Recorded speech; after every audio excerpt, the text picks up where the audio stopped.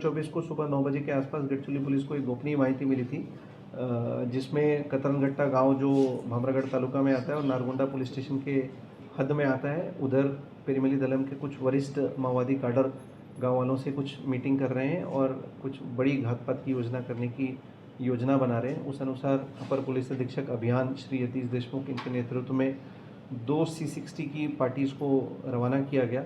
और जब वो दोपहर में उस एरिया में एरिया सर्च ऑपरेशंस कर रही थी तो माओवादियों ने उनके ऊपर हथियार लूटने के उद्देश्य से और उनको मारने के उद्देश्य से भारी प्रमाण में गोलीबारी शुरू की। उसका प्रत्युत्तर देते हुए जब C60 ने उसका स्ट्रॉन्ग प्रत्युत्तर दिया तो घने जंगल का फ़ायदा लेते हुए कुछ माओवादी वहाँ से फरार हो गए। और एरिया सर्च में हमें 3 माओवादियों के मृतदेह वहाँ पे मिले, जिसमें एक पुरुष माओवादी जिसका नाम वासु उर्फ समर कोरचा है, बस्तर एरिया का रहने वाला है। वो कमांडर और इंचार्ज पेरीमली दलम का था और डिविजनल कमेटी मेंबर था पेरीमली दलम का। और उसमें उसके ऊपर 16 लाख की बख्शीश महाराष्ट्र शासन ने जाहिर की थी।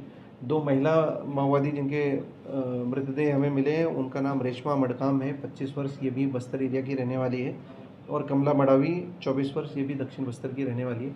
इन सभी के ऊपर 7 से 8 गंभीर गुने जिसमें खून और चकमक और डकैती जैसे गुने हैं गढ़चिरौली पुलिस के अभिलेख पर उनके ऊपर ऑलरेडी दाखिल थे।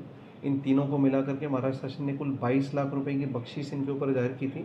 इस पूरे घटनाक्रम में हमें 3 और स्वचालित ऑटोमेटिक हथियार हमें मिले, जिसमें एक AK-47, एक कार्बाइन और एक इंसास राइफल हमें मिली है। भारी प्रमाण में हमें रोक रकम और दारू गोड़ा विस्फोटक साहित्य और नक्सल लिटरेचर की भी जब्ती हुई है। और उस एरिया में अभी भी हमारी C60 की पथक नक्सल विरोधी अभियान अभी चला रही है।